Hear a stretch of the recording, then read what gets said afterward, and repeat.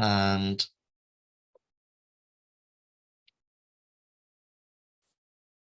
let's do a quick review of what we did yesterday, so we can go deeper. There's a lot to cover today and tomorrow, so need to get started. Okay, so a quick reminder for everyone.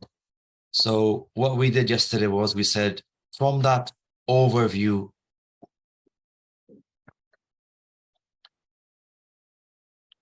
volume that gives us useful information, we can still see that those volumes are also around those trap areas. So the question was, how do we use those volume to understand what it's telling us about the trap? So we said, okay, for example, if we looked at that trap and if we added scenarios in terms of volume where we said, okay, there is high volume at the top and low volume at the bottom,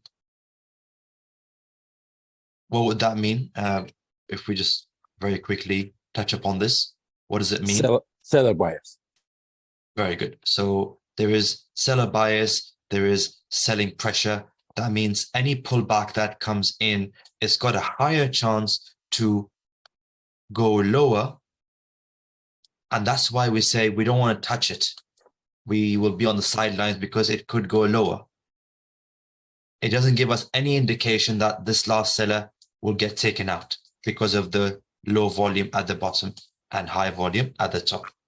However, if this really happens to be the bottom and prices do want to turn from that point and go higher, then that last seller will get taken out and we will get to know that it's a trap after it happens. That's the only option we have. Yeah, unless, of course, unless in the meantime, from this point onwards until that break, until or before that break happens, if higher volume begins to come in, higher than that volume, right? I'll talk more about why does this come in higher and so on. Okay, so that's that. Of course, if on the flip side, we've got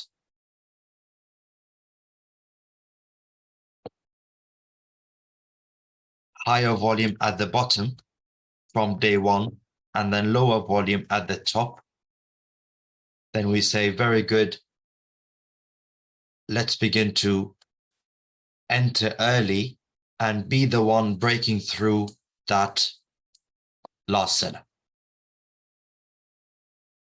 And this becomes our trade number one, and then that becomes our trade number two when it comes back for the release.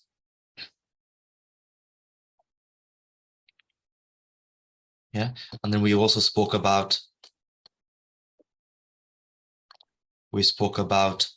if this last seller comes in with high volume and type 3, when you see spikes, when you see fights happening around this area, that's common because this last seller is not letting go that easily. Yeah, so just a quick refresher for everyone. Is there any questions on these so far? Yeah, I've just got a couple quick ones. So if we do have a scenario where, get my annotate. We had the high volume here, it pulled back, and then it actually made a new low. Then this is a new seller. we start our detailed analysis again from here, do we care about what happened on this side anymore? So once it creates a lower low, then we just simply look at Start from there. the top to the bottom. Yeah. Okay. And just the other thing with the volume. So say we had, one high candle here, and then on this side we had a whole cluster of medium size, but none of them are actually bigger than this one.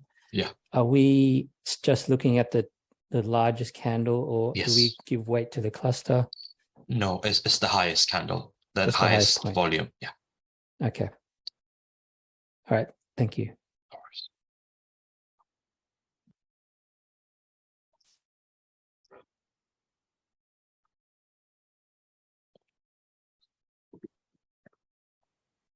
Okay. Now, let's move forward.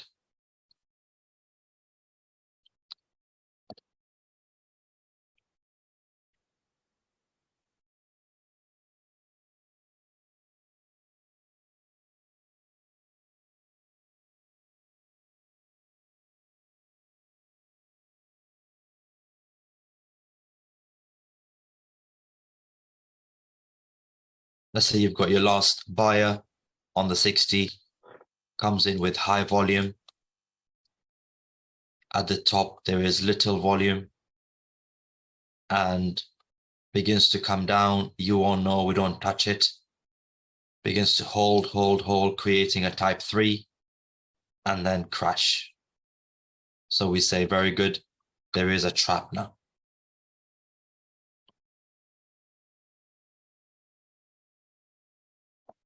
That's your trap area. Now, what we're waiting for is, let's say, comes down, rolls over, and then it comes back to your trap area for the release. Now, on the 60, as a very quick, say, without going deep into or without putting any effort, we can simply put our entry here and put our stops above. And we say, okay, that's it, I'm gone. Whatever happens, happens. That could, of course, be an option.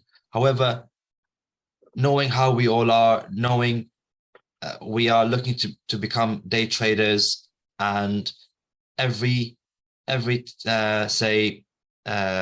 distance when it comes to stop loss matters, every detail for us matters. We say we don't want to do that because, first of all, in this case, your stops would be wider. And secondly, there are some details over here that the 60 will never show. So the 60 will only, if it was to say go down, react from this trap area and go down, it will simply do that and then begin to react. And you wouldn't know when it stops. If you have that trap area, you can't tell on the 60 how deep into this trap will it come, at what point within that trap it's turning around to go lower. You won't be able to gauge all that on the 60 minutes.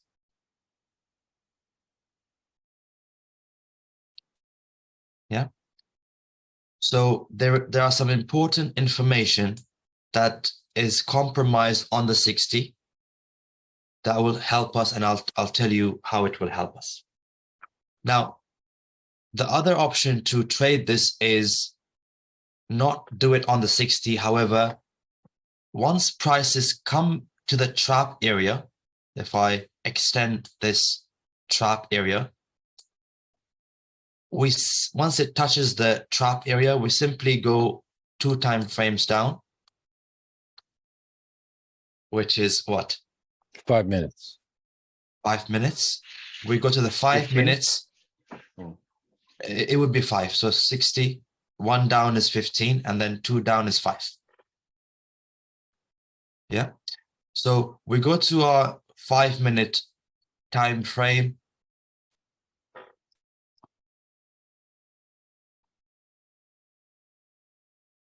for entry only. Only for entry. Yeah, so 2 time frames down from the 60. So let's say this is your 60, and let's compare it with the 5 minutes. So 5 minutes, same move up in the same area, begins to come up, oops, come up, and touches that trap area like it does over here. Now, if I was to ask you the same question I've been asking you from day one, if we want to stop a move from going up, how do we stop it? How do we know it's stopped? Take out the last buyer and create a trap. Very good, very good. So if this 5 minutes is going higher, comes into the trap area at the top on the 60, this is that last buyer that takes the price and touches the trap on the 60. So far, so good? Mm. Yeah. We want that last buyer to get taken out for us to say this move up has stopped. In other words, that's the information that we will lack on the 60 minutes. Because what could also happen is this, that this is our last buyer, prices could come down and then go higher, deep into that 60-minute trap. Come down, go deep into that 60-minute trap. And that becomes your last buyer. And now you have a takeout of the last buyer, right? All that information will not be seen on the 60 minutes. And of course, it could also simply begin to do that if it wants. So there are some very important information on the 5 minutes that will help you with the timing and also help you to put your stops even tighter compared to that bigger stop loss. Yeah, so applying the same information that you all know so far, only it gets applied on the 5 minutes for your entry only. And then once you've entered and you put your stops, then you come out of your 5 minutes, you go back to your 60 to say, okay, where's my first target? All right, that's my first target based on so-and-so reasons. Okay, I can hold it even further because my story says it's a proper selling market.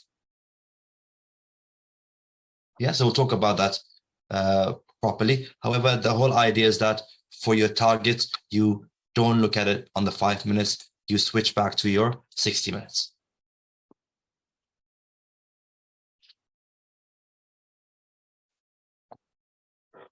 Okay. Now, I'll talk more about this in a minute, about that 5 minute trap. However, before we do that, I want to ask you all a question, and even if you get it wrong, doesn't matter. Just have a think about it.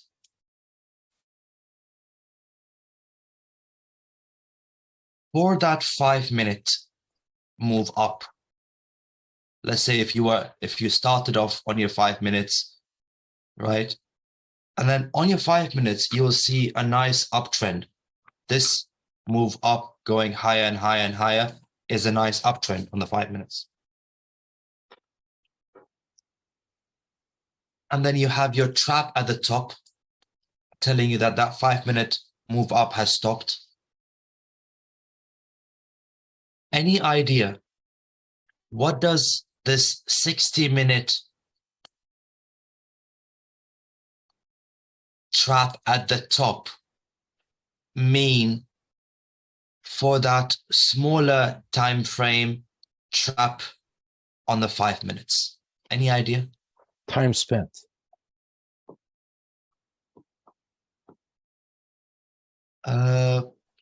Not yet on that one, Thomas. Not yet on that one. But more so, what does this trap at the top, which is on the 60? They are going to release them. Yeah, it's Could going you to repeat- release. Could you repeat the question? Sorry.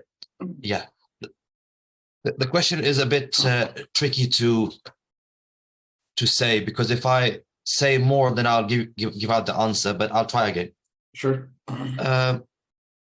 So you have a move coming up on the 5 minutes. On the 5 minutes, you get a trap, which means that 5 minute move has stopped.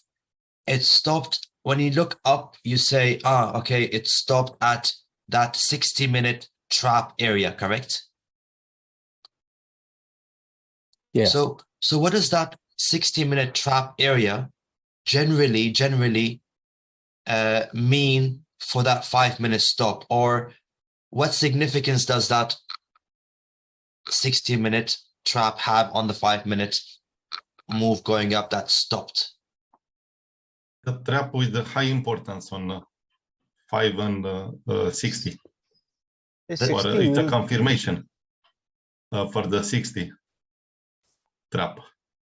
Yeah. So the 60-minute trap is of more importance, correct? Because it's a higher time frame trap, and the 5 minute is coming to it. Any more ideas? 60 Universe minute above. is It's going to be to so sell. far in the past they wouldn't even see it. What? Sorry, I missed that. What was that? Sorry, it's so far in the past that they probably wouldn't even see it. You'd have to scroll really far back to see it. Okay. 60 minute is going to sell at a definite price, but not lower than that. Sorry, if I can. So for the 60-minute, it's just for the 5 minute, it looks like an uptrend, but for the 60-minute, it's institutional institutional money looking to realize losses. So for them, it just looks like a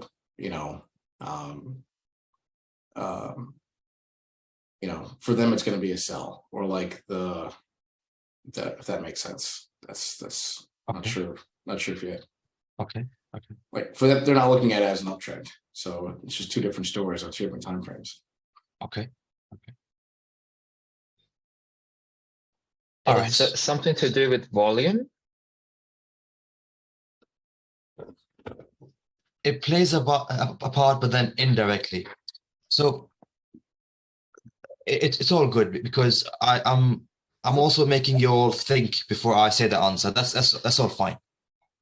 You see, that move up on the 5 minutes coming to a 60-minute trap, 60-minute being a higher time frame trap compared to the 5 minutes. So the 5 minutes will respect the 60 minutes, correct? Because it's higher time frame, bigger time frame, right? So what happens is that the 60-minute trap would act or would play as a level for that 5 minute trap to stop. So the answer is level. The answer is low. Okay. Now, what that means, Thomas and everyone, that if you have a trap, you have a trade. If you have volume, you have trade. If you have level, you have a trade. If you don't have any of them, you don't have a trade. Okay. So far, so good. Yes. Okay. So that 60-minute trap would act as a level for the 5 minutes. That's why the 5 minutes is stopping.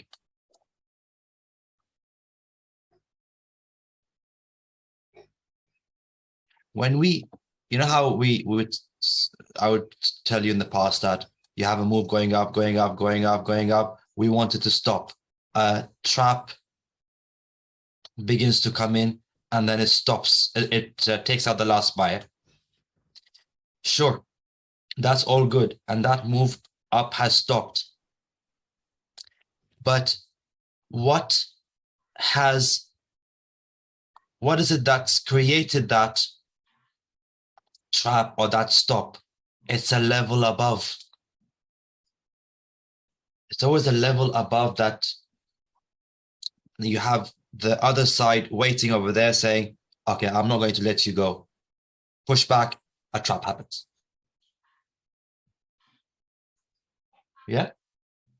However, whatever time frame you're looking at, you need a time frame higher to be your level above. So in this case, you've got your 5 minutes going up. The trap above is a 60-minute trap, so it's higher than your 5 minutes. That becomes your strong trap for the 5 minutes.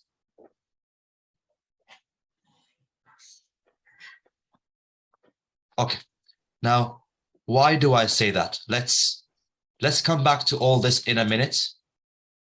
Let's go back to an example we spoke about earlier on.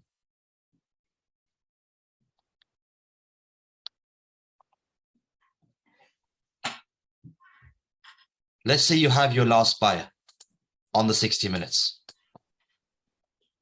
Last buyer comes in with low volume.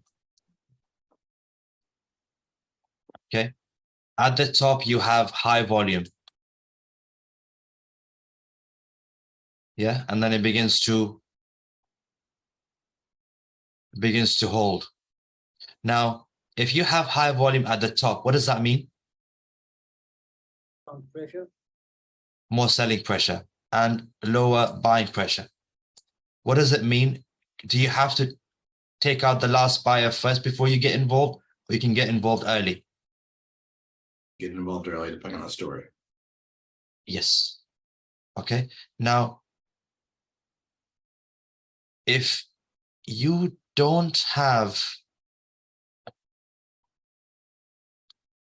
anything above you, can you trade this?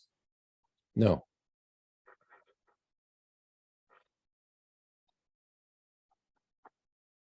If you don't have a level above you, can you trade this and sell this down? Isn't the volume enough? Okay, hold on to that thought. Hold on to that thought. Yeah. Maybe temporarily, but it may not kill the buyer. Yeah, it's very risky. It won't have the force to come down and take out the buyer. Yes, you're right. So what that means is this.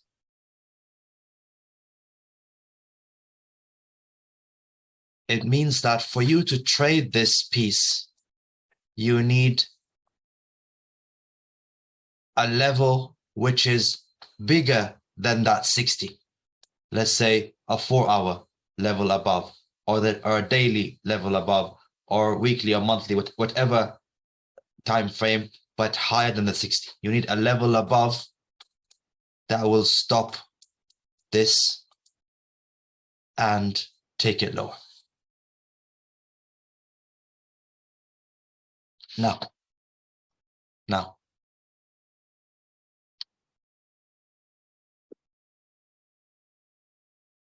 when we have prices coming down, like the first example, and then it creates a trap, because it's created a trap, and that's your trap, then when prices come back, and on your 5 minutes, when you're looking to trade this, you can, because that trap, that seller and that trap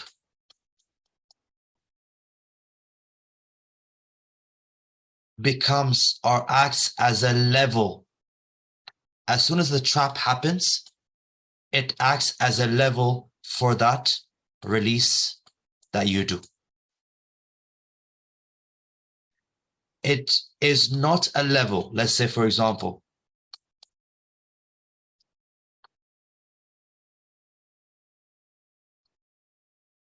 you have prices doing this. And it's here right now. We don't have a trap as such, correct? This is not a level at the moment. The level is only created when you have a trap above, and that now becomes your trap area. So when prices come up and you're looking to sell this on the 5 minutes, that's good because that trap here has become it's a trap, it's a level because it's taken out that last buyer. So you can use it as a level.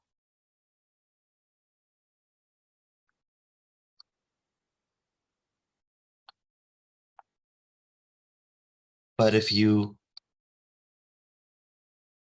want to get involved earlier because you have higher volume at the top and lower volume at the bottom, and you don't have a trap as such on the 60 as of yet, the only way you can trade this is if you have a level above you on a higher time frame.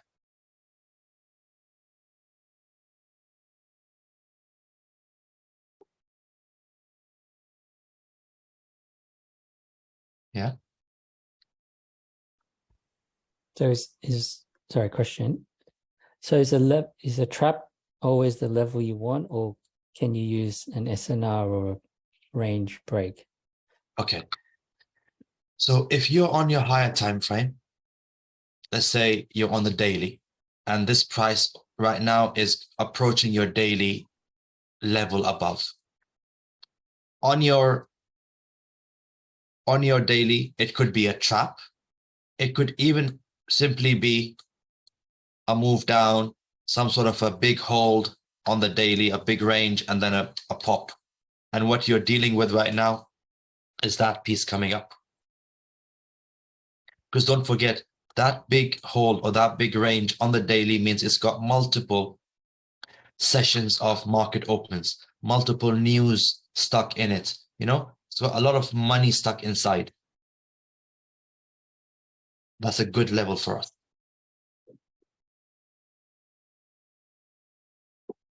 Okay, let's take it one step forward.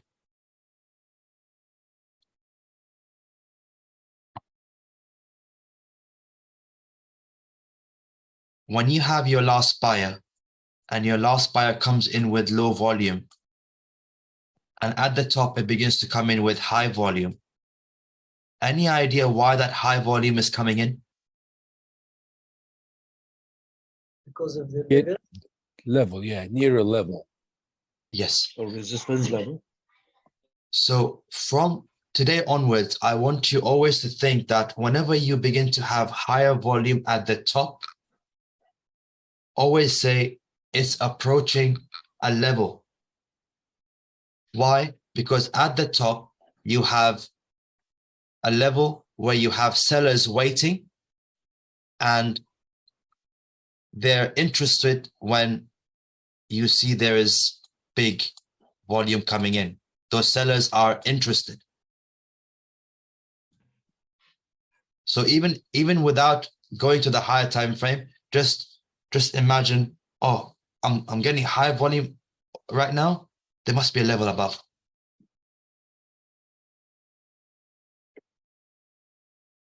Yeah, and it's that level that creates the high volume, helps you to push and break through these buyers.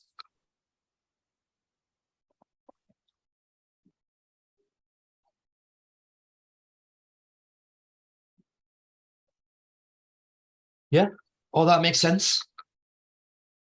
Yeah. Yes. Okay. Yes. Can I have a question? Yes. If we have a high volume, let's say up here, here. Okay, we should look on a higher time frame, and on the left, what happens?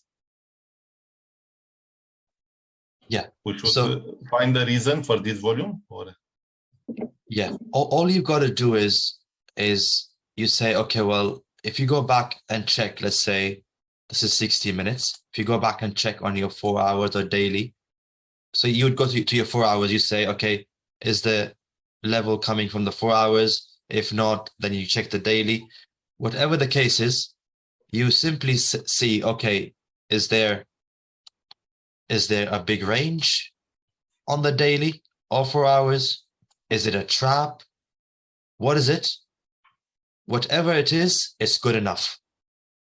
It's good enough. and It if could we do not, be, find the level, if you can't find the level. yes, on a higher time frame. No, generally you will see some sort of a level that's slowing this down. Okay. Thank you. If you don't have a level for any given reason, you don't have a level. That's not good enough. That's mean no trade. Whenever there is no level. That No means level, no trade. No level, no trade. Yes. No level. Yeah. Sounds good.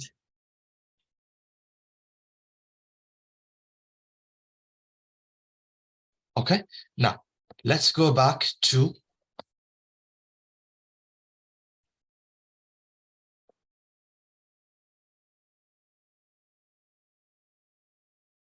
our previous example, which is you have prices going up. You have your last buyer, high volume, top, low volume, and creates a type 3. You have a takeout of the last buyer, and then you have your release coming into your trap area. So if you're here right now and it hasn't come to your trap area, you do not switch to your 5 minutes. As soon as it begins to come to your trap area on the 60, you say, okay, now I can go to my 5 minutes. So it will avoid you getting involved early on for no reason. Yeah. You come to your 5 minutes, and that's your last buyer, gets taken out. Now, you see, from day one, I'll be saying, move up, overextended, you need to stop it. Now, that overextendedness, that stopping of the move up, in this case, it's to sell inside that trap area. So you see, so we are gradually now bringing in reasons why we are stopping that up move. That may not be, it may not be, say, a proper uptrend, just a very short-term up move from here to here. We're trying to stop it. So any piece you want to stop, you need a trap. Any trap that needs to come in needs a level to trap it, to force it to trap, and so on. So gradually what we'll be doing is we'll be saying, okay, well, Ali has been telling me, okay, if you have an up move, how do we, and it's overextended, how do we stop it? But let's begin to put these into the right context and say, why is it an up move and we're trying to stop it? Is it an uptrend? No, it's not an uptrend. And I'll explain. And even if it's an uptrend, what does that mean? What do we do? We'll talk about it. But in this case, at least for now, we have a 60-minute trap above. And the smaller time frame, 5 minutes, is the piece that we're trying to stop over here. So we can trade it back down. Yeah. Are you all with me, or are you all completely lost? Yes. With you. Yeah, all good. One With you. question. With you. Will there will be no spikes in 5 minutes while releasing this 60 minute? You see, the spikes only happens in the following scenario. Let's say, for example, you have a strong down move. Yeah. And you've got a pullback coming, pullback coming, pullback coming, pullback coming, pullback coming in at a nice level. And then you have your last buyer that gets trapped. Then you have your release. So what do we have over here? We've got an up move that stopped at a level, correct? Yeah. And then stop because you have a trap over here and the sellers are here. The sellers are saying to you, I'm ready to go down. Just give me a price at the trap area. And you begin to sell it from here. The fact that the sellers are here and the seller is the return of the bigger trend down, you will see less spikes. But if you're selling at the face of a buyer, even if it's a very short-term sell that you're trying to do, like a counter trend, but it's in the wrong context, let's say it's in an uptrend and you're trying to sell, then you'll have spikes. I'll talk more about that in the coming days, but that's generally the case. So you'll have a smoother ride if you're selling with the bigger story. You'll have a very bumpy ride if you're selling against the bigger story. Yeah. Yes, John? Okay, so on the 60-minute time frame, we've let's say we found our trap. We looked at our volume. Let's say there's high volume from the top, the sell pressure. So now we go to the 5-minute time frame to look for the level. Once we found the level on the 5-minute, is it beneficial to look at the volume as well on the 5-minute, or do we just discard that and try not to confuse ourselves? Because I noticed that every time, yeah. Because if I go to look at different time frames and different volumes, like I often confuse myself. Yeah. No, we would have to. We would have to look at the volumes on the 5 minutes. Okay.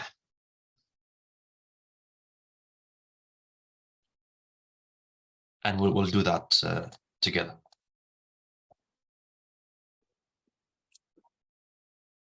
Okay.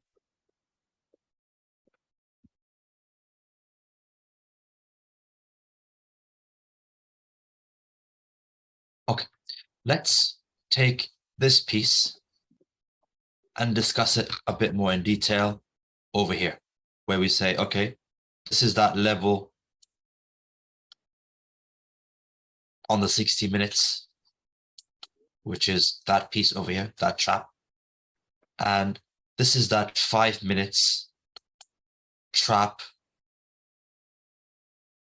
that's coming in. Now, let's talk about this a bit more in detail. So first of all, yes, you have your last buyer and it's touching the trap of the 60. And let's say the trap happens. Whenever it comes to the 65 combination, the 60-minute time frame and your 5 minute for your entry, your market open activity goes well hand in hand with the 65 combination. Your market open volume goes very well with your 65 combination. However, the higher the time frame when it comes to, let's say, this setup doesn't belong to the 60, it belongs to a much higher time frame, let's say the 4 hours, daily, weekly, monthly, right? Then first of all, we will not be using the 5 minutes for our entry. It's too small for a bigger time frame. That's the first thing. Secondly, the market open volumes and the market open activity will not be enough to move, let's say, a daily setup or a weekly setup or a higher time frame setup. So we would need some sort of a bigger market news or a bigger event to move the market. And I'll cover that all piece by piece. However, for now, all we're saying that if we are on the 65 setup, then we need the market open activity and the market open volume with us on that 5 minute trap. Yeah. So let's say, for example, this last buyer comes in with low volume. And let's say market is opening, let's say London market is opening around here somewhere. Prices begins to hold. Market opens. You got high volume coming in at market open. That's very normal, correct? Mhm. Yeah. So then what we say is, oh, very good. Look, we've got high volume at the top. That tells us there's more selling pressure, and there is lower volume at the bottom. That tells us there's lower buying pressure. All we need is that last buyer to do this. And we say, do your entry, put your stops above, and ride that 60-minute move down. Okay. Now, there's a lot of stuff that is right now going into your mind. Hold on to it. I'll come back to it. Yeah. Okay. So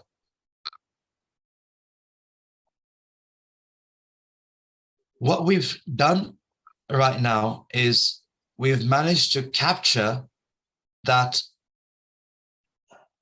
market open volume inside that trap. We've literally left it behind us. We said that market open volume, we like it. It's at the top. We've left it behind, and we can begin to enter this this trap. Now, let me draw it properly so I have a bit more space.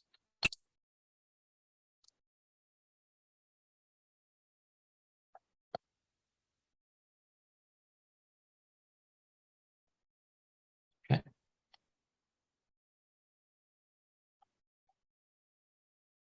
So what happens is you have your entry. You put your stops above, and it begins to go. Why am I doing all this? I'll tell you in a bit. Or I'll tell you now. When you have your 5-minute trap and the market has just opened up and it begins to trap your last buyer, and it does this, and you say, very good, I like it, I have a trap, give me a release and I will sell it. Because the market activity is so strong, that release may not come, and it could just keep on going lower and lower and lower.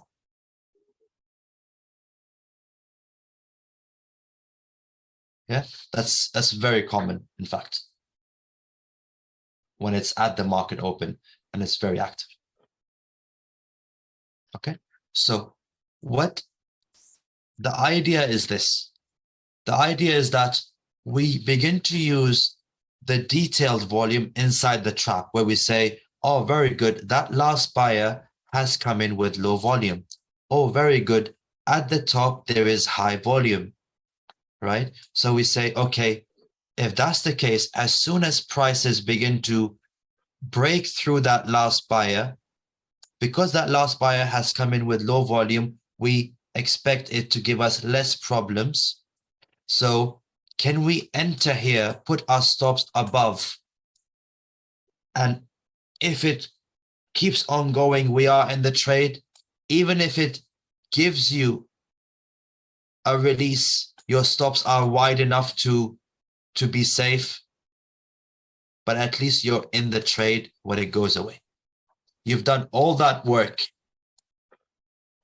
on the 60 minutes. You don't want to miss your trade just because you're looking at the entry, or the entry just goes away without you. You don't want to do that. This is only refining your entry. Your trade is coming from the higher time frame story, not the entry.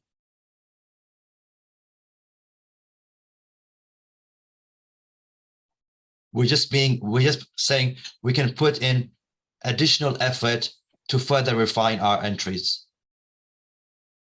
But whether you miss the trade or you're in the trade has got nothing to do with, is it going to go down or up? That's something you've determined from the bigger story, from time frames above that 5 minutes. Yeah.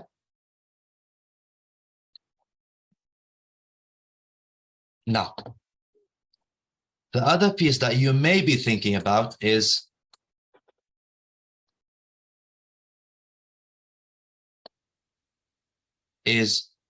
if you have higher volume at the top, which tells you you've got more selling pressure, and you have lower volume at the bottom, which tells you there is less buying pressure, that means you can get involved earlier,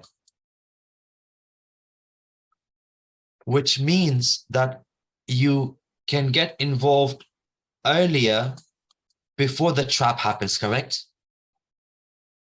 Yes. Now, for that, you would have to go to a smaller time frame, smaller than the 5 minutes. You have to go to your 1 minute or 15 seconds, and you don't want to do that. Because when you go to your 1 minute or 15 seconds, the whole idea is that your trade is coming from your 60.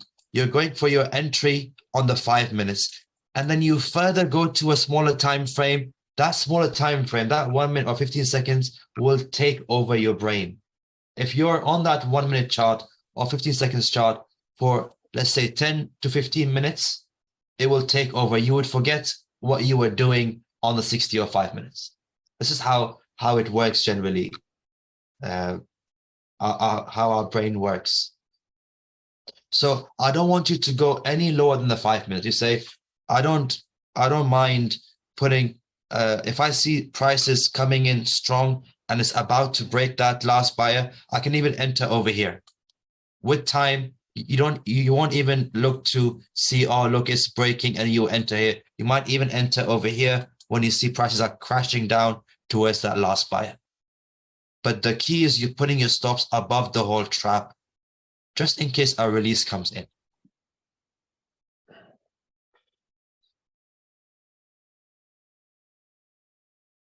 Yeah.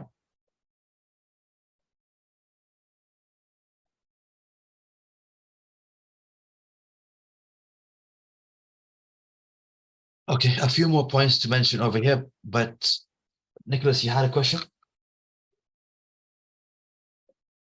Yeah. So the volume that's going, I'm assuming we're not paying any attention to like the volume that's, the natural volume increase that's going to occur because that market's not open, right? Like if, you had your lineup where London was going to open, like naturally you're going to get higher volume because that market's opening. Yeah. So like that's not of any concern to us, right? That's not like a,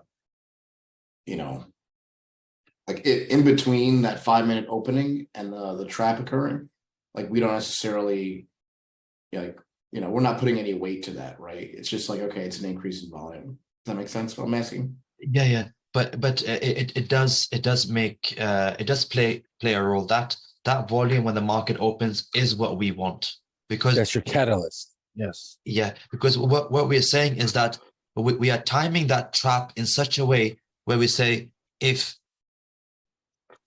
and let me draw this a bit properly, we say, oh look, there is that last buyer over here with low volume, and oh look, there is another 5 minutes until London market opens. If London market opens, it's going to create, and prices over here right now, it's going to create high volume naturally at the top. That's amazing. That's exactly what we want. So that's what we are after, that volume coming in from the market open.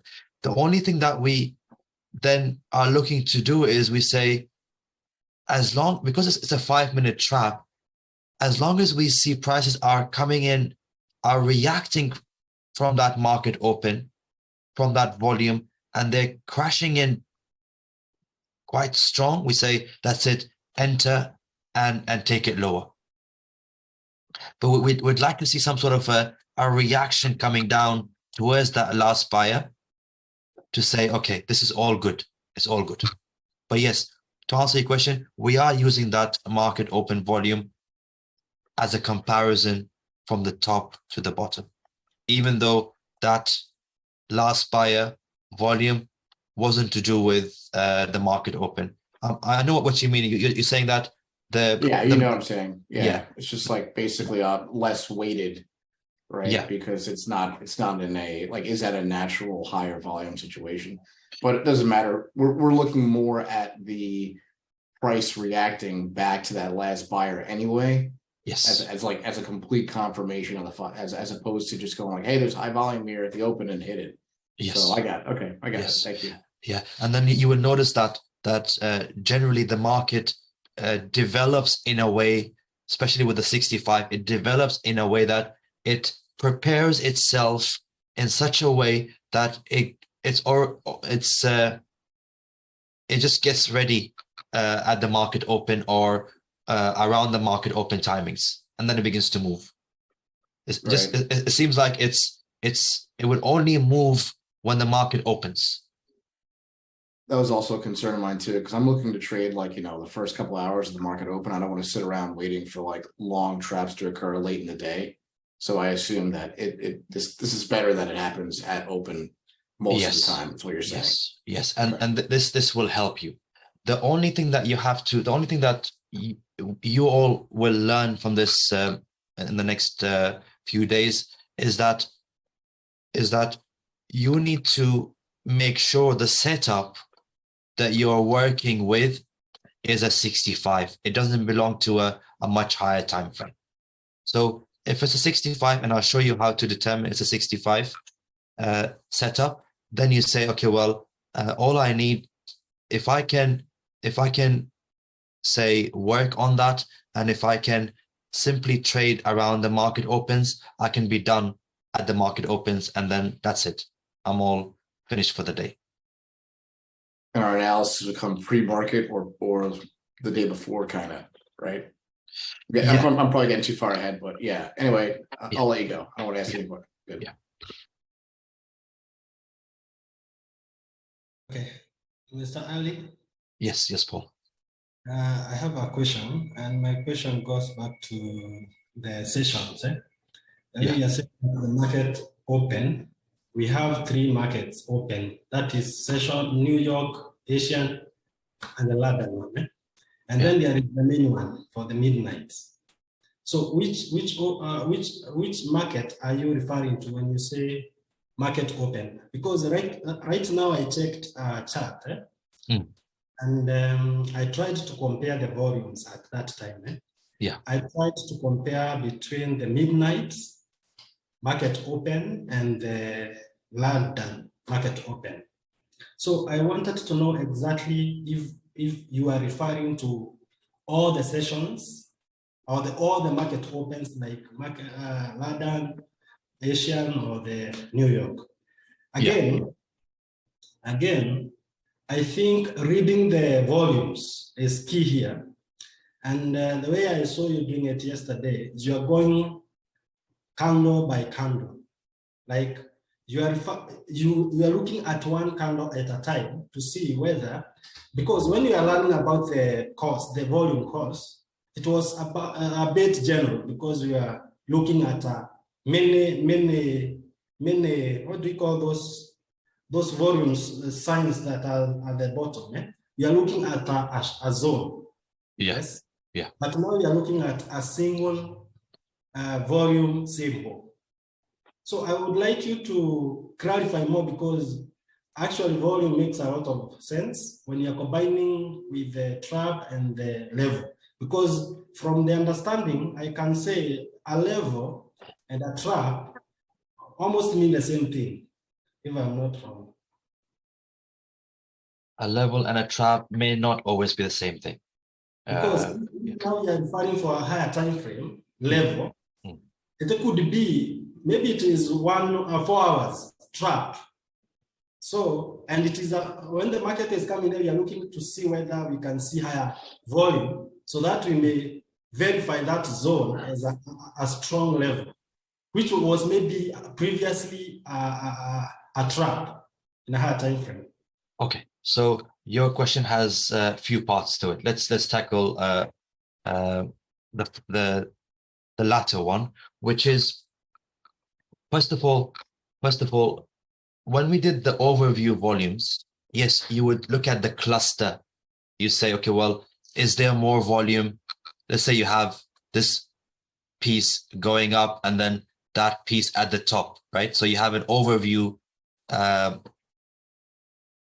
volume that you're looking at. Okay, is there more buying pressure at the bottom or is there more selling pressure at the top? Yes, for that, you will say, oh, look, there's a lot of volume at the bottom. There's more buying pressure. There's a lot of volume at the top. There's selling pressure. That you're using the whole volume cluster. That's fine. However, when you're looking at the volume inside the trap as a detailed volume, then that's the way you said earlier. We look at it by candle and say, is there more volume on this side, on where the buyer is, or more towards the top? Is there more volume at the top where the seller is, or more at the bottom? So that for that, you'll have to go candle by candle. That's the first piece. Yeah. Second piece is when it comes to levels, like I said earlier, whatever your story is the utmost important piece compared to anything else. Because what if you have, let's say, a move coming up, and that move up gives you your last buyer, you have lower volume, and you begin to have higher volume at the top because you have a level above. That's good. It begins to come down, begins to do all this, goes right through it. So what it's just done right now, it's telling you that, yes, you have a level, and the level brought in volumes, and the level slowed that move from going higher for a short term. But that level was never strong enough to drop down, never strong enough to even break through that last buyer. It just held for a while and then went higher. So it means that that level was good temporarily, but not strong enough to move this piece going up. Why? Because the story is telling you that this is an uptrend. You cannot stop it that easily. Does that make sense, Paul? Yes, everything is making sense now. Yeah. So what the story is, you say, that's my story. Now, based on the story, I need to say, okay, which is that level which will stop it, which is that level which will help it to launch. All that we'll cover properly, but the story comes first. Not every level is a good level. So it means that then the first trade that we are taking there, when there is high volume, it is a bit risky. Yes? Which one? Let me show you. Okay, now, since we have now confirmed about the volumes, about that level, yes? And we say we can have the first trade here, and then maybe later we'll have the second trade when now we get there to this zone where there is that release. So Yeah. does it mean this one is a risky trade to take? Right. So just to reiterate, yes, we will do these trades, but one thing to remember is that we will never look at this setup first. We will start with our story first. We say, story says begin to sell from this level. Look, volume is now coming in. Look, so-and-so is happening. Okay, begin to sell it. But if our story never points us to this setup, we will never trade this, even if it looks good on the chart. So that's why the last few days I've been telling you all that, okay, we have a setup. We have a setup to trade, but we haven't even looked at what the story is. It's always a story that will lead us to the setup to say, this is the one you have to sell. But if we come to the chart and we only see a setup and we haven't looked at the story as of yet, then that setup could go anywhere. Yeah. But for you to understand the story, you need to understand these pieces first before we say, okay, well, now this is how you read the whole market, the whole story, based on what you're learning right now. Because why? Because you will notice that the chart or the market is comprised of traps, move up, last leg down, last leg up. It's to do with all that. So if you don't know how to read those, you will not be able to read the bigger story. Yeah, are you all with me so far? Yes. Yeah. Yep. Ali, I have one question according to the story. Just before you ask your question, Abdul Qadir, and then you had your third question, Paul. Your third question, if I'm not mistaken, which is, which market open are we looking at? Right? So market open, you've got three major ones. You've got Tokyo, you've got London, and you've got New York. Right?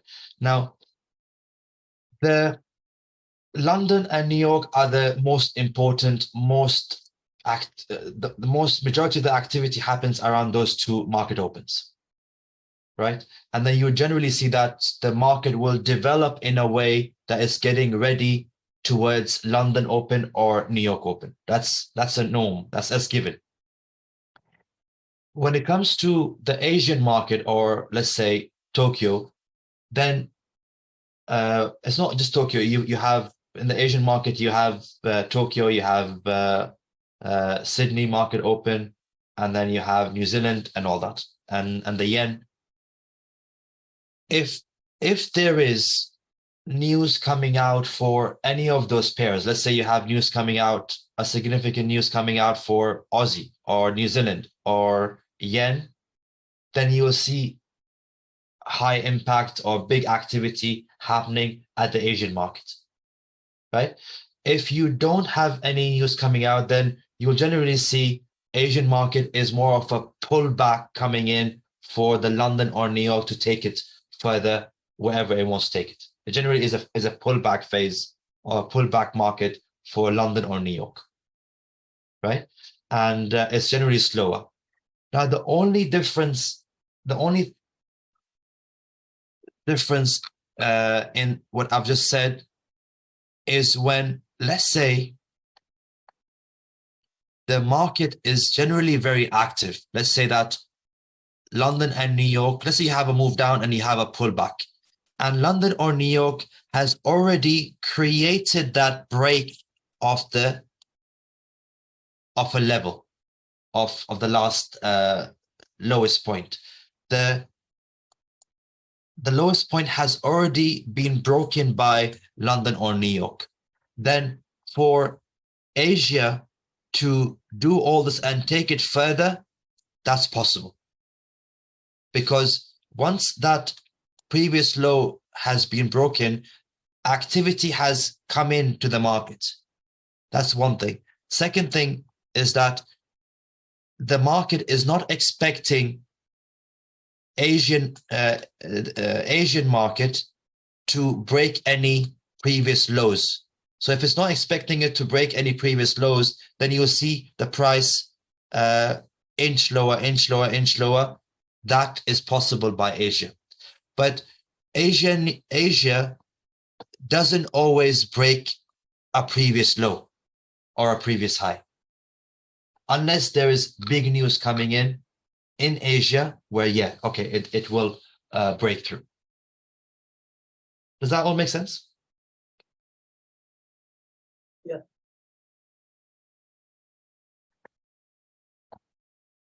Yeah. So people who are trading the Asian market, they are disadvantaged in a way, right? But of course, there are other ways, other stuff to do in the Asian market where you say, I'm only taking a very quick buy or sell here and there. I'm not looking to move it too much and so on. That's possible within the Asian market, as long as you know what sort of a character the Asian market has. That's very important. Okay.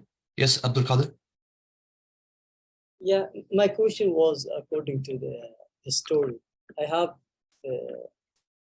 little difficulties with reading the story, the big story from the big time frame. Like if we, I can't. Yes, if you say in 4 hours time frames, the price coming down up and breaks down. Usually this happened in 1 month or 3 weeks ago, and now we have a pullback going up a couple of days. Mm-hmm. It's just a pullback, or it's a new high. It's a new uptrend. Okay. Hold on to all those questions. We'll cover them once we open up the higher time. Okay.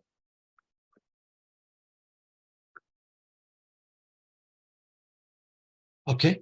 Let's take a quick 5 minutes break. We'll come back. We'll finish a few more points, and then we'll go to the charts.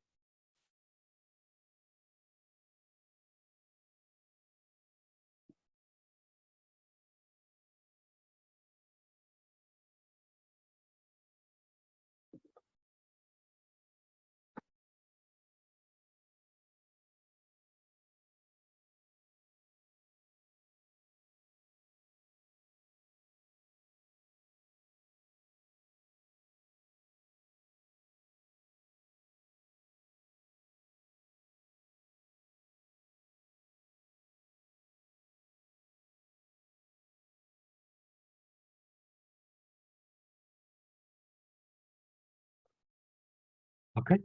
Now, that's the example we had earlier, where we said the 5 minutes needs to get trapped at that level on the 60. And then we were talking about the 5 minutes over here. Now, one thing to keep in mind is that, let's say this is your 5-minute buyer, and that 5-minute buyer comes in with low volume, and the market opens over here. Now, before the market opens, the last buyer begins to do this, and a takeout already happens before the market begins to open. Now, what this does is, first of all, we have a trap without trapping the volume, correct? The market open volume. That's not trapped yet. That's something we need to keep in mind, that that's not trapped yet. Now, if price is over here and the market opens, price can easily come back, in this case, give you that release. But when it comes back, it will come in with high volume because the market has just opened up. Yeah. Now, what generally happens with this, because the market is coming in with activity, then this has the potential to, because your trap area is still that wide, it has the potential to go past that trap,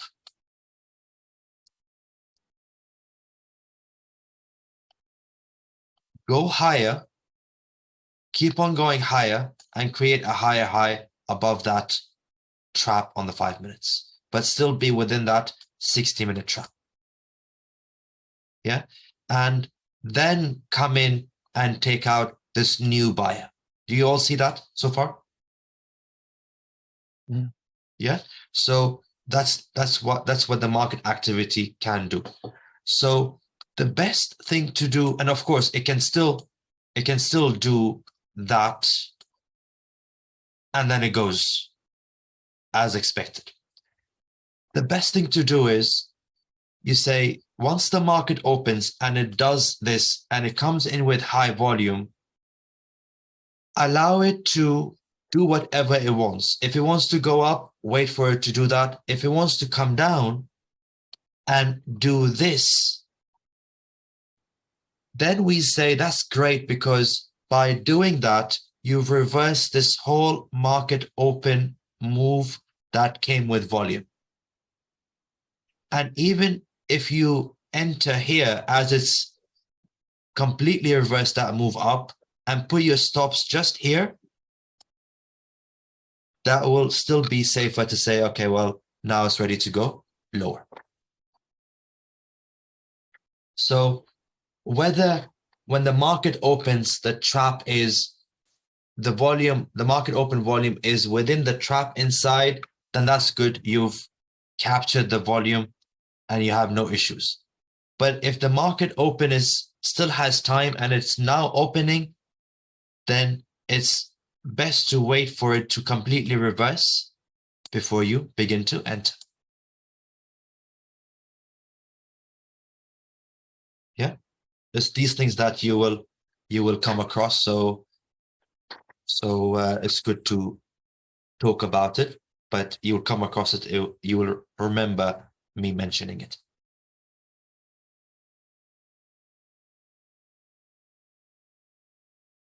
Okay. Now, what if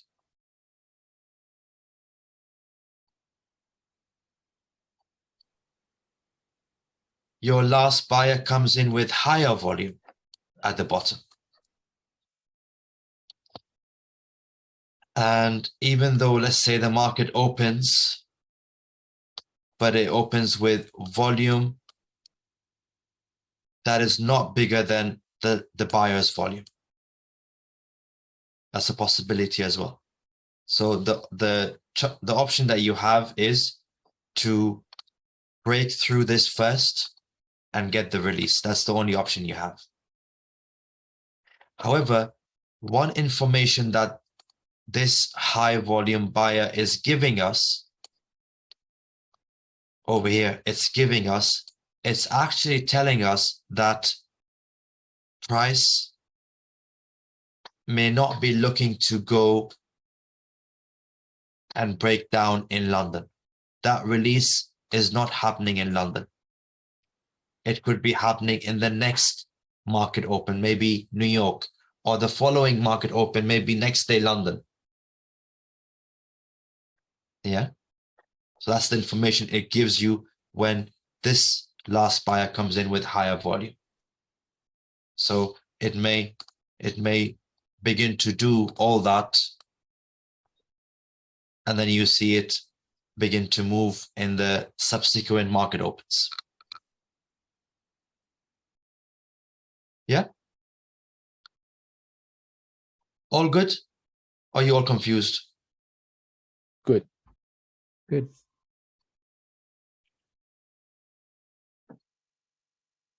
Okay. Any questions on this so far before we go to the charts?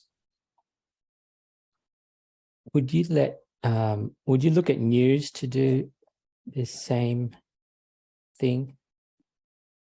So you had a big news event coming up. Yeah.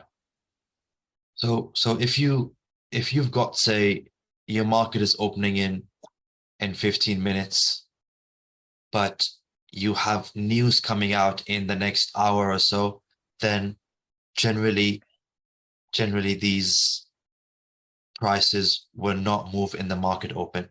They'll move when the news comes out, especially if the news is big. Let's say interest rates or inflation or these big CPI news. And Hey, at Ali, what point? Ryan, go first. You go first. So sorry, if we start going above here, Yeah. at what point do we say it is invalid? We're not going to trade this anymore. Yeah. As soon as it goes above that 60-minute trap, you would say no more selling. No more selling. Yep.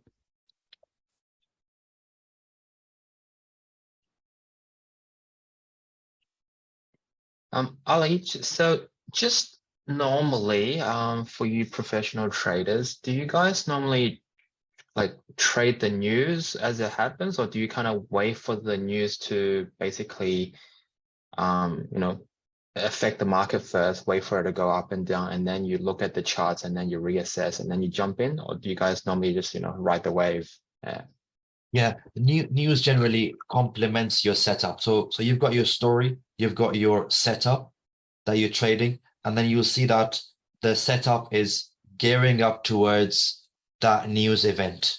Let's say you have a news event on Wednesday or Thursday during that week. You see that setup gears up towards the news event, and it's the news event that takes it forward. So yes, we do trade the news event. However, we trade it in a way that, okay, it's the bigger story and not just that specific news, if that makes sense. So I'll talk more about it in the coming days, but just to answer your question, we do trade the news, but it doesn't mean that we are entering the news, say 5 minutes before the news. No, we may already be in the trade. That makes sense. And then we say, okay, well, looks like the news is coming out in an hour. All right, that should be the one to move the market, to move our setup. Especially when it comes to higher time frame, you need the news to take it beyond. Thanks. Okay.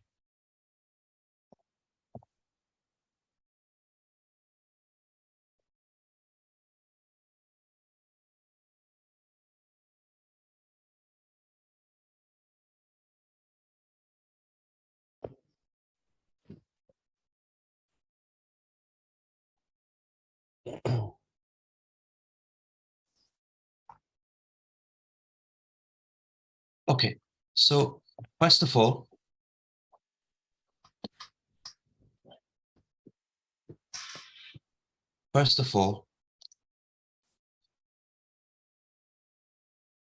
again, nothing to do with the story, just a setup. So I can show you an example, but the story comes first. This is simply just looking at setups, and that doesn't mean anything.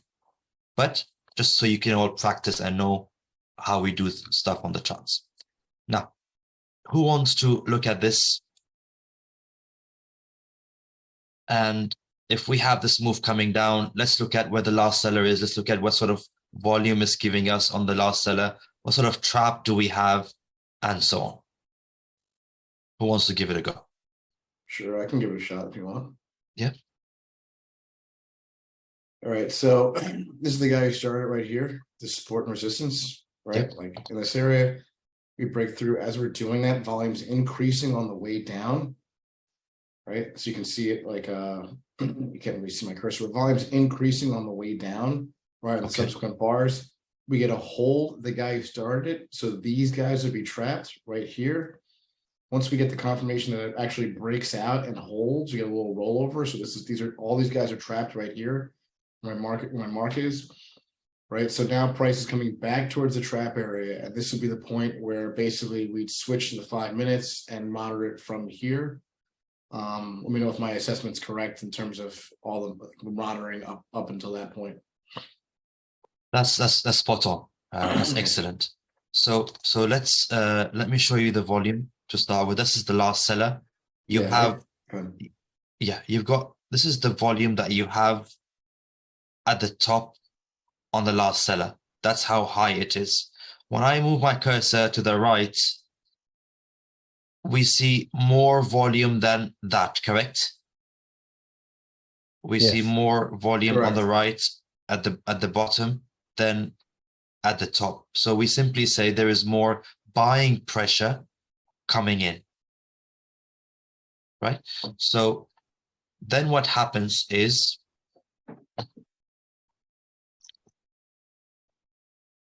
prices begin to go up. It holds a bit, begins to go up, and it begins to hold, and then you have a takeout. Now let's have a look at the takeout. You have a strong move up, a tiny move down, showing no signs of sellers, able to go higher, no signs of sellers, able to go higher. That's a very natural, genuine buyer coming in. That's what we like, to confirm that this is the bottom and you have a buyer that's taken out the last seller. And then, of course, you have your rollover after that. That's all good. Yeah. So that's the takeout we are looking for generally. Now, what sort of a trap would you call this one? Type 3. Type 3. So we can put our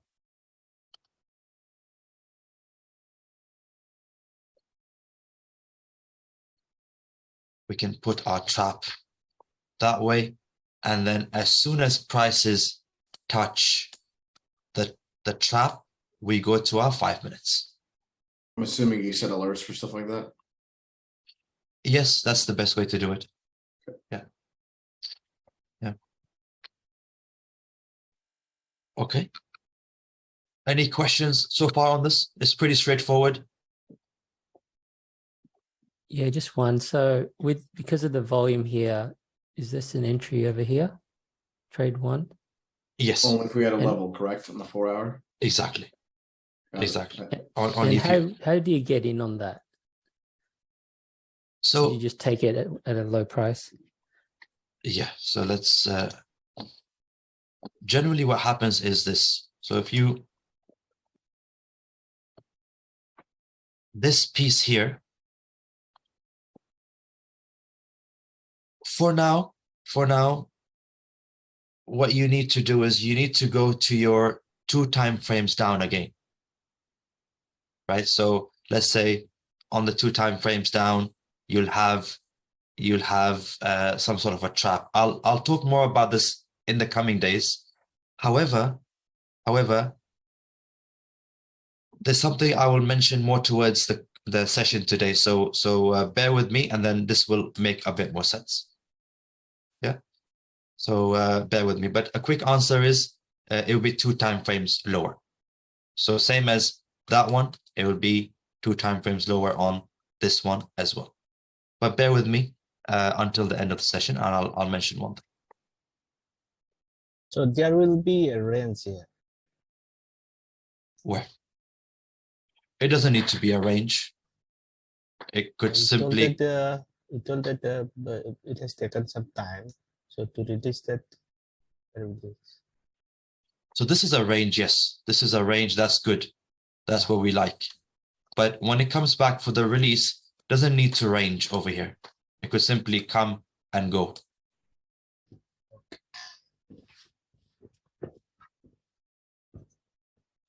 Okay. Okay. 5 minutes.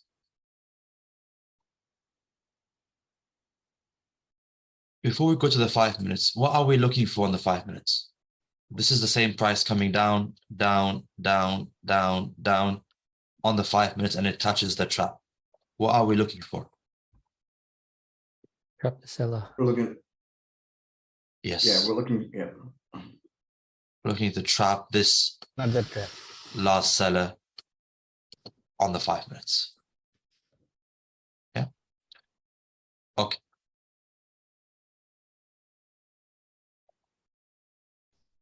So far, where's your last seller? Where would you mark it?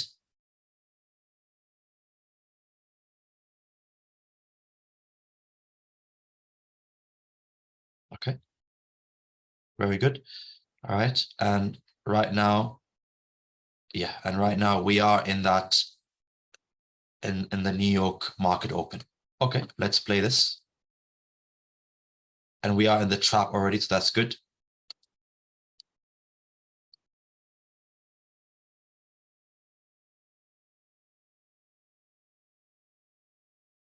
Does it go below and close below? Technically, yeah. Yeah. So yeah, this is the last move down. That's the lowest point. When prices come down, they close below that lowest point. So we have a last seller over here right now. Okay. Last seller, let's play this.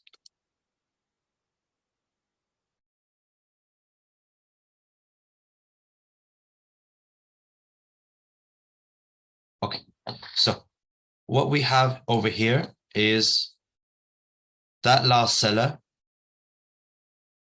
comes in with some volume. However, there is more volume on the buy side. That red piece is showing us there's more volume on the buy side. You all agree? Mm-hmm. Okay. So in this case, what you could do is you could simply put in your entry as it's breaking that last seller and put your stops below the whole trap. Just in case it doesn't straight away go, it comes back for the release first before it goes. Yeah. So this is where you say, okay, I'm done with the 5. I don't want to be on the 5 anymore. I've done it for my entry. I go back to 60. So you go back to 60. Now, because we don't know what the bigger story is, we haven't even looked at it. We say, okay, well, let's just take it to the very recent high. It can go above, but we don't know what the story is. Yeah. So before we do that, I want you to think about this for a moment.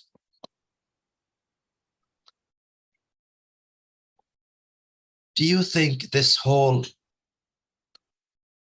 trap, buyers coming in, prices coming back to the trap area. Does it look like a 5-minute, sorry, like a 60-minute setup to you? No. Or does it look like a big setup to you? Big setup. Yeah. Well, What do you all think? I mean, you've got such a big gap over here, right? And this whole piece looks massive. I'll talk more about this in the coming days, but what you will notice is this. You'll notice the more you do this, the more you'll notice that knowing which time frame this setup belongs to is a lot more important than just seeing, oh, I have a setup over here. I have prices coming back into that trap for the release. Because if this belongs to, say, a daily, then the 5 minutes will be very tiny to ensure it can move the market. It won't be able to move the market. Right? But I'll cover that properly in the coming days. What I want you to do is to get involved in these setups and see the nuisances. The more you see the nuisances, the more you see the problems with this, and the more I can explain. The reason for that is it never belonged to this time frame. It belonged to so-and-so time frames. It belonged to so-and-so story. You know how they say, when you know what the problem is, then solving it becomes easier.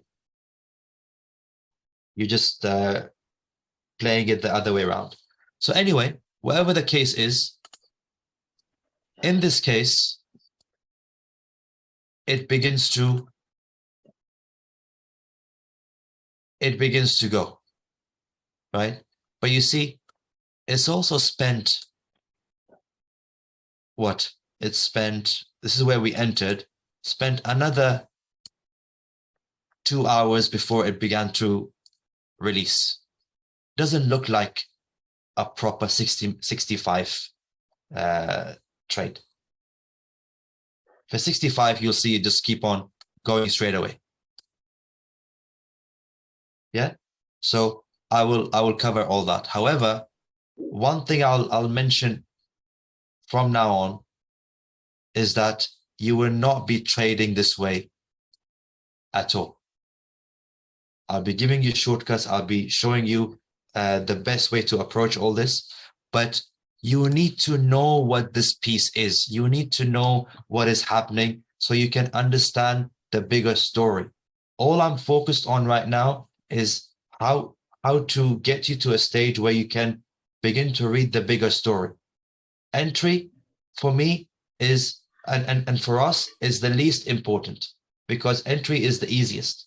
As long as you know where it's headed. Is it going up? Is it going down? That's more important than, oh, yes, I've got an entry, but it doesn't work because we've just sold in a story that's saying buy, if that makes sense.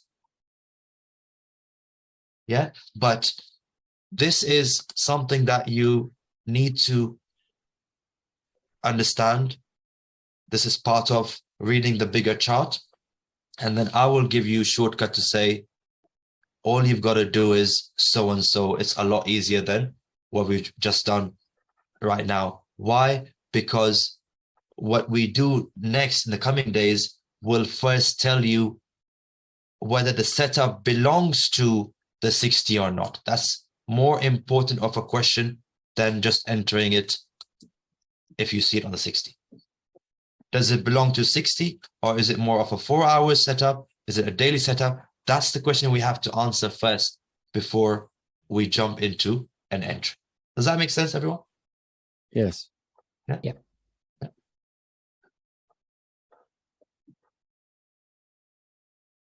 So that bit, when you get to know all that, then you say, okay, well, look, even the timing of it, how quickly it begins to release is quicker because you're looking at the right time frame. You're looking at the right ownership of that setup.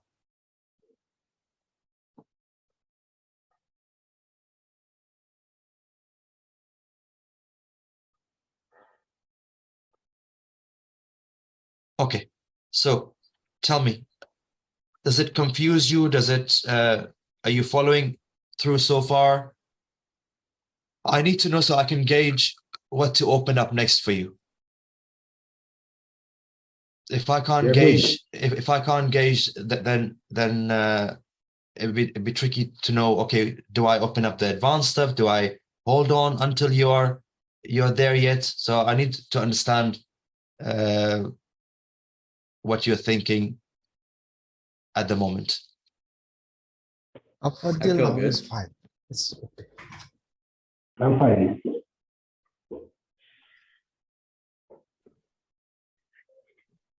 Yeah. Mhm. Hey, Ali. I'm also fine too for the most part in terms of what you're explaining. Yeah. I'm assuming just like knowing what this is, like knowing what this is, knowing what traps are, knowing like, you know, the setups everywhere is what's going to help us space. I mean, you still haven't, just to confirm, you still haven't really released the big picture yet, right? But just knowing what this is going to help us determine what the big picture is overall.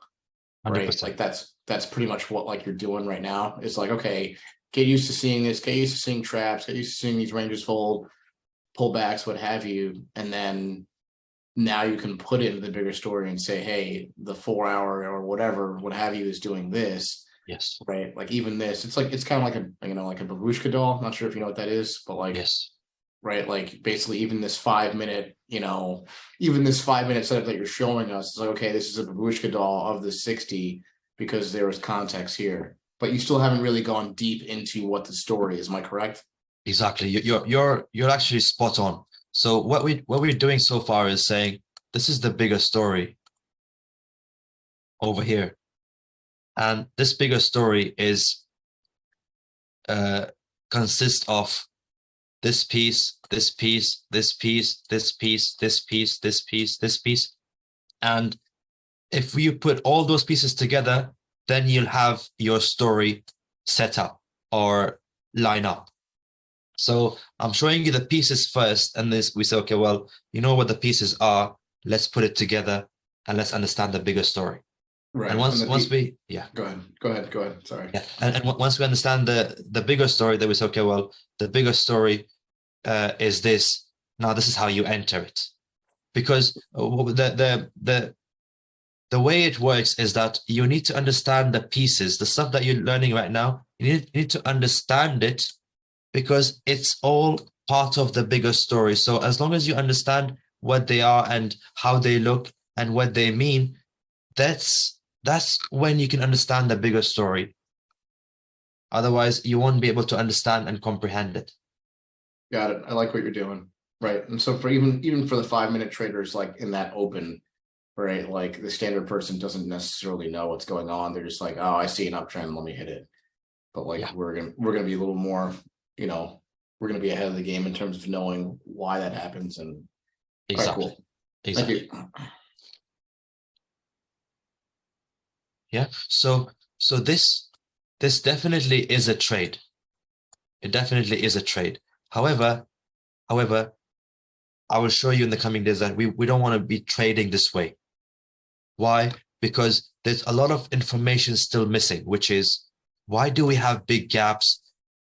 We have a trap, we have a release coming in, but this looks like a big, massive setup. Does it even belong to the 60? If I'm looking at it as a 60-minute setup, then I'm assuming the 65 will simply come and go quick because it's based on the market open volume, market activity. It should quickly move. Doesn't look like it. It's decent, it's fast, but it doesn't look like it's a 65. It begins to hold here for a few hours, comes out, holds again, and then it begins to go up for many hours, comes down, and then it begins to go up, comes down, and then it begins to come to the highest point. It's taken some time, right? So, which is fine, but as long as we know who owns this setup, is it part of the 64 hours daily, then at least we are trading it from the right. entry time frame as well, not the 5.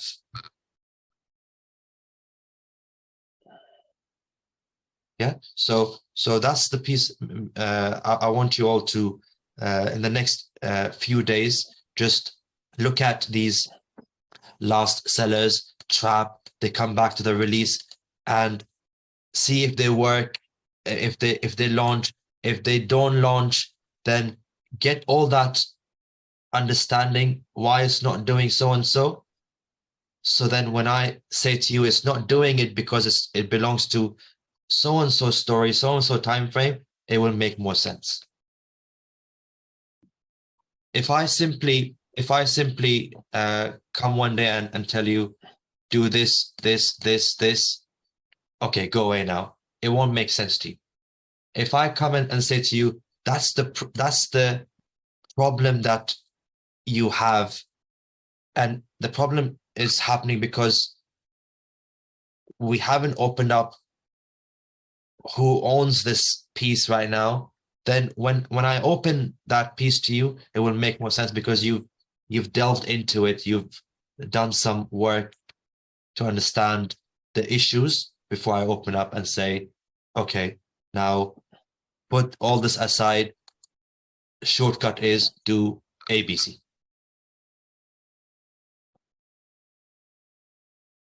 Sorry, Ali, one more. And definitely not trying to get ahead, but like, basically, I'm assuming you're just going to give us more low-hanging fruit trades where the story aligns on potentially multiple time frames as opposed to going against another time frame. Like, if I were to, use old, I'm not saying I'm bringing that in here because I'm not, I've open mind, but if we're going into, old urban Forex stuff that I learned, like this kind of looks like, a V formation and like a retest of a 4-hour trade, right? And then we're kind of trading against that, but I'm assuming we want to go with stuff that's more aligned on potentially multiple time frames so the story makes sense everywhere. And that's like the low-hanging fruit, especially as we're raw new traders, right? Like we want to do stuff like that, right? As opposed to, oh, hey, this story doesn't really make sense, but we're going to take it because it's a setup here, right? Am I making sense with that? Yes, you are.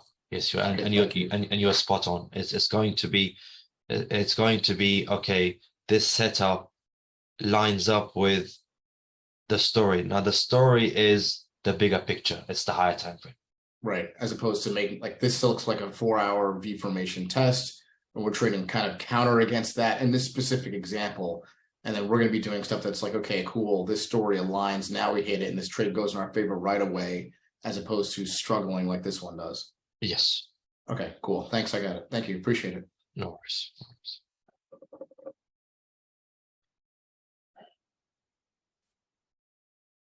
Yeah, we've got a few more minutes, so if you got any questions, let's discuss those. If you got any comments, whatever is coming onto your mind, let's discuss it.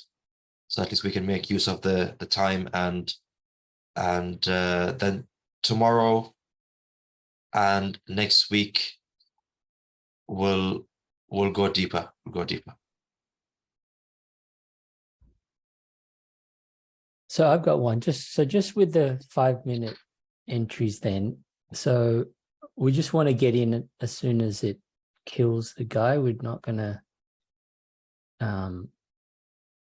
like if it's a market. So I think you explained if it's a round market open, we just want to get in.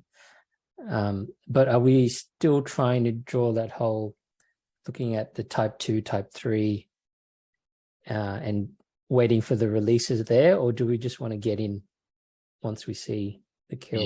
Yeah. You see, as soon as you see your last seller comes in with low volume, that gives you a comfort zone. That tells you, okay, even if you enter, right? You see, it comes in with low volume, and then when it tries to break through that last seller, it does it very comfortably. So it tells you, okay, that makes sense because your last seller comes in with low volume. And if we enter here, and let's say we entered with the idea that this is a 65, then you will see, and it's at market open, and then you've got your volume with buying pressure, you will see this moving away faster. And because it's moving away, it could move away faster, you say, I don't want to miss out on that trade while I'm waiting for a release to come in. That release may not come in. Yeah, so that's why we say, okay, well, low volume, last seller, just enter, put your stops a bit wide, that's fine, just in case that piece comes in first. Yeah, but if that's the luxury we have. But if this comes in with high volume, we cannot, we have to allow it to break first and then get the release. Now, if this comes in with low volume and it begins to attack and come in fast with high volume at the bottom, and it's looking to, say, break through that last seller, and we enter and we put our stops below that whole thing, then it doesn't matter what type of trap it creates, because we've already put in our stops so wide to accommodate for any trap, any type of trap it creates. But with the idea that if it doesn't create, if it simply does a lopsided and it goes and never comes back for the release, at least we are in. That's the whole idea. Now, one thing I could have done is this. One thing I could have done is simply said to you that you have your last seller, you have your trap, right? And wait for the release to come back, and then you enter. Now, what will happen is that for the next, say, few weeks, you will trade on your own, and you're waiting over here to get the release, and most of the times it will keep on going higher and never come back. And then you'll say, why is it doing that? And then you will adjust yourself. You'll say, I'll simply enter and I'll put my stops over here. I'm just making it easier and telling you and saving you that time, if that makes sense. Yeah.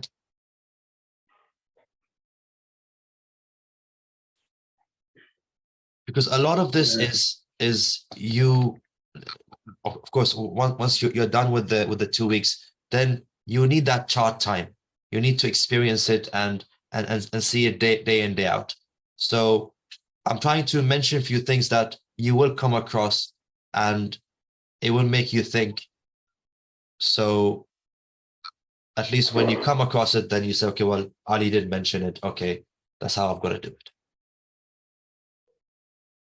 Okay, I have a question here. And let's go back to 1 hour. 1 hour, please. Where is it? Okay, this one.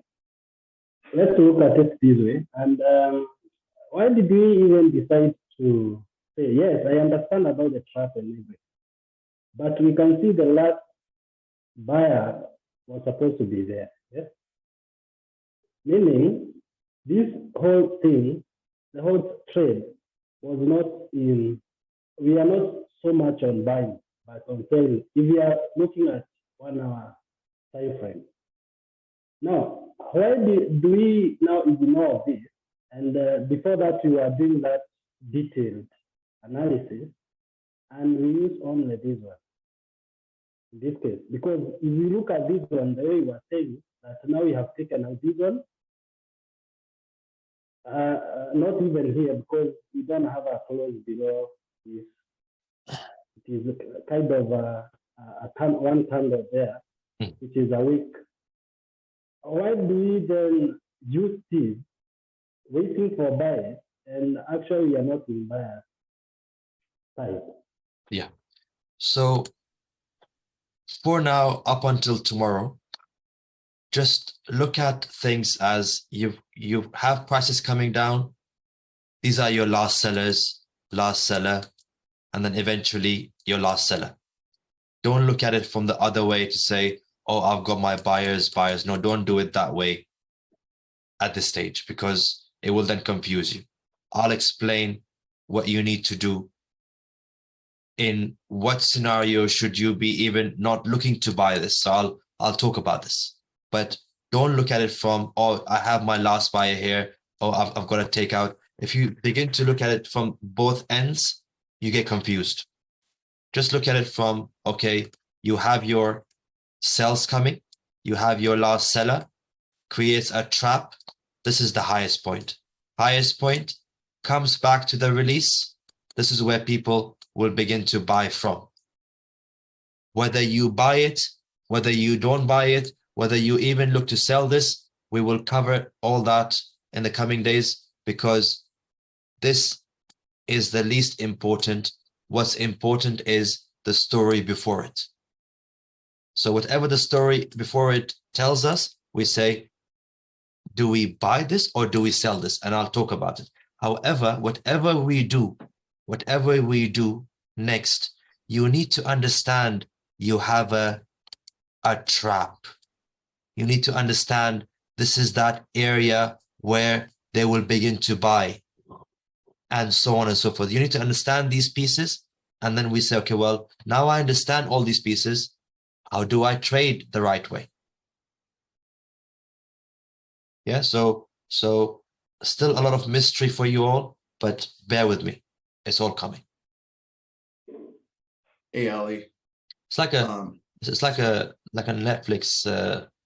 You have seasons. There's still one more season, a few more seasons. Yes, Nicholas. No, definitely not trying to speak for Paul. I think maybe what he was potentially mentioning, and maybe correct me if I'm wrong, is just that he was looking at potentially a trap within a trap. And I don't even know if that's the case here, but like, he was saying this is the last buyer, right? And then that gets taken out. I don't know if you want to count this as a hold in this area, right? But like, if you're counting this essentially as a trap is what he's saying, like after it breaks here, right? And then it comes back up to this release point and then moves back down a little bit. If he was counting, I don't know if you were saying that, Paul. But like, I'm not looking to get too confused either, or even like look at stuff like that. Yeah. But maybe that's what he was saying. Maybe I'm totally wrong.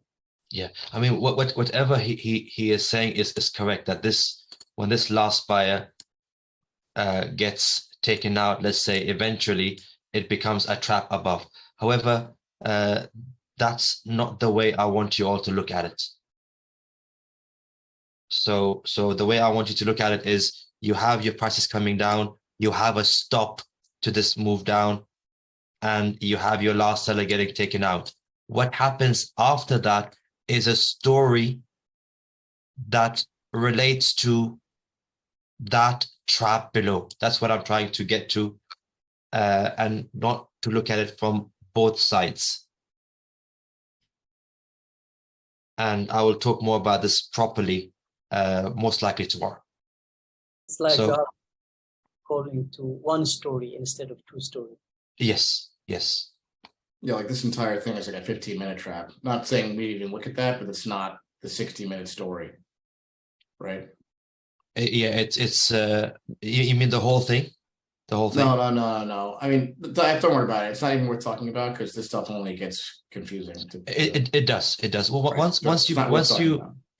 once you begin to say, look at the sell side and the buy side at the same time, it begins to play with your mind, and you will miss the more important pieces, because it's the more important pieces that will help you to tell you what should you do next. I can't say elaborate more on this. I'll talk about it tomorrow, but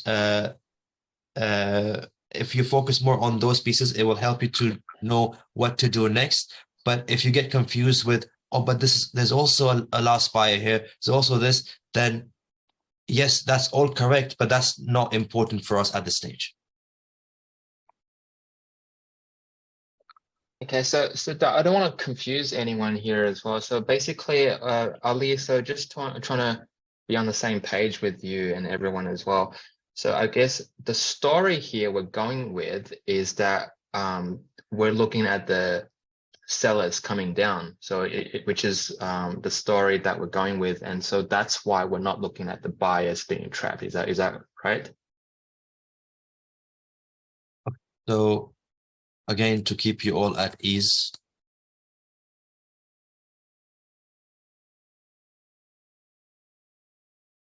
Actually, I don't want to do it now.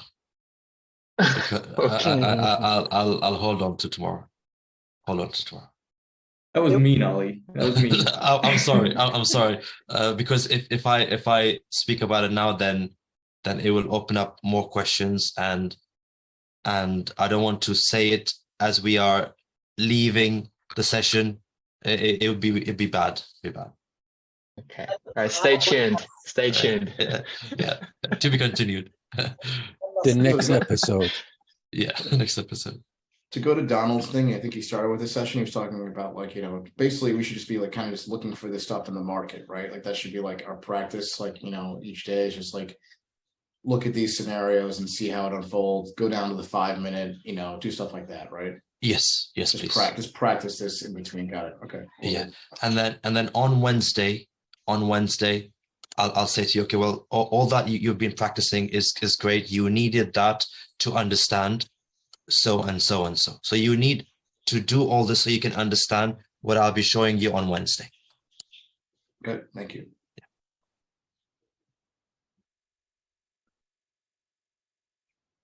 Yes, John? Ali, I'm just curious, will Navin attend the 1 Nevada session? No. He won't be. He's busy at the moment. Okay, thank you. Ali, I have one last question. If you have that. Yeah, go ahead. Yes, my question was, don't you think it's aggressive entry down here? Is it better? Wouldn't it better we wait until this guy will be taken or take it to the bullback? Like Which one? At the bottom, you mean? Yes. That one, yeah. No, it's not an aggressive entry if say the story tells you this needs to go from this area. I mean, when it's pulled back after it's been pulled back in this area. I don't know if you see this one. Will it be better if we wait until this guy? Do you see my mouse? No, I don't see any drawing. Okay. So I don't stop it. Maybe if you change your color of. I thought instead of taking the entry down here, wouldn't it be better if we wait until this guy would be taken and take it from here to the full back? We went down to the 5-minute for that. Yeah, these ones, you see, if you're saying I want to allow this to get taken out first, you're simply asking for further confirmations to say, okay, I will only enter if this guy gets taken out. However, sometimes the scenario could be this. For example, scenario could be that, okay, you know this is, again, I'm having to go to scenarios that I want to touch upon tomorrow, but to the fact that you know this is a trap, you know the buyers will try from this area. So you're saying, well, okay, if the buyers don't like this area, then this should simply begin to come down and break through it and never stop at this area. But if it stops, that means the buyers are going to try. That's why we say, okay, well, if the buyers are going to try, let's try with them and take it higher. So it's the logical zone over here that makes us go to the 5 minutes and buy from this area. Not so much, or we want to see that taken out first and then we will enter. No. Thank you. No worries. I think the session tomorrow will now open up, okay, why you're looking at what you're looking at, and so on. So it will be very useful to go through the stuff tomorrow. Okay. Yes. Thank you, Ali. Thank you. Okay, I'll see you all tomorrow then. Okay, bye. Thank you. Thank you. Thank you, Ali. Really appreciate it. Bye. Thank you. You're welcome. Thanks, Thank you. guys.